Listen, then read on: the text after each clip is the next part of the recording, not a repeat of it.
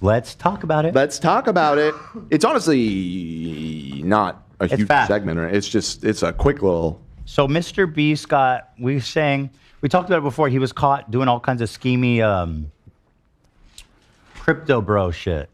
And apparently, according to these researchers, he obtained like $22 million in sketchy crypto transactions.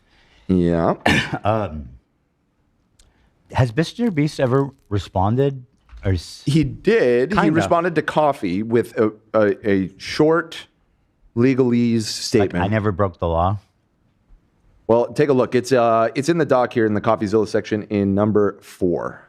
Yeah, and I don't know if we have it, but I think he also commented on a positive video about him, something along the lines like, finally a positive video that doesn't spread lies about me.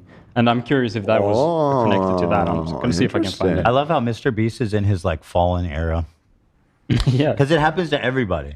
Yeah. Every YouTuber, if you're long enough, you have a fallen era. Some of us fall further than others. Right. I mean, that's true, but not. I mean, most YouTubers don't get accused of scamming for like millions and millions of dollars. Sure. This one feels pretty big. And so, well, yeah. So, like, I've said something that people thought was offensive, and he stole $22 million from his fans. Right. Tomato, tomato. All right. So this was the statement he put out. So anyway, we were saying we need to wait for CoffeeZilla to look into this. So Coffee put up a video looking into it, and Well worth a watch, you should say.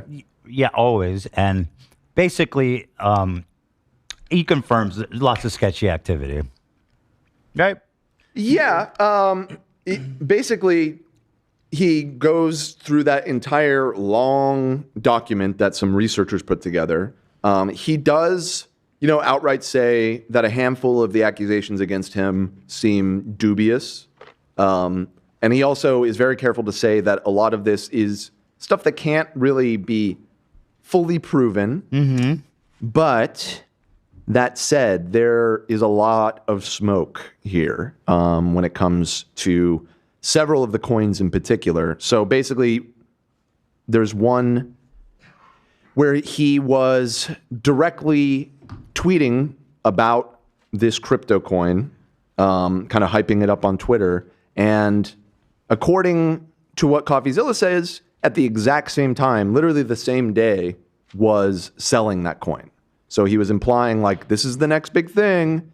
And in the meantime, he was just offloading it. I mean, that's the quintessential not a rug good pull. look. Yeah.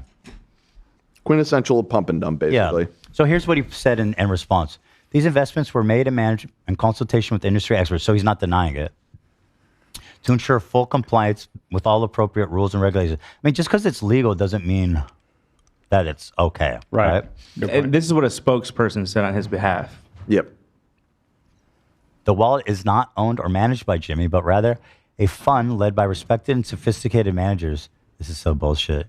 The fund closely evaluates and scrutinizes hundreds and hundreds of opportunities, which resulted in several investments. Some have been more successful, others less, and others are still a work in progress. The fund's investment strategies apply the same rigorous standards as many other experienced investors in the field.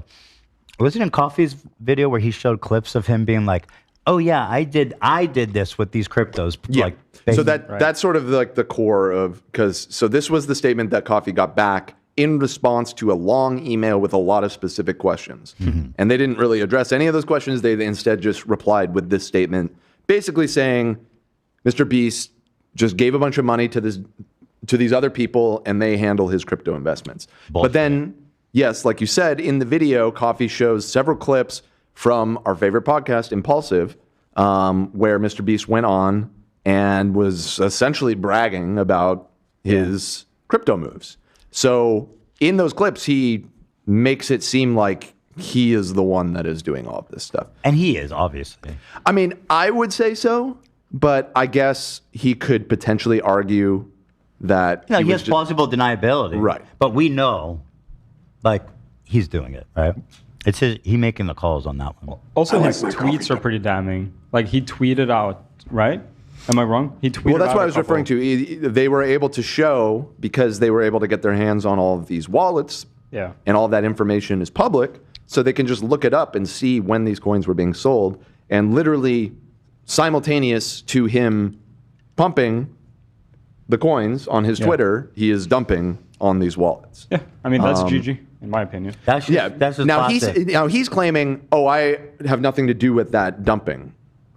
I just let Wow. them handle it, and I don't Bullshit. know.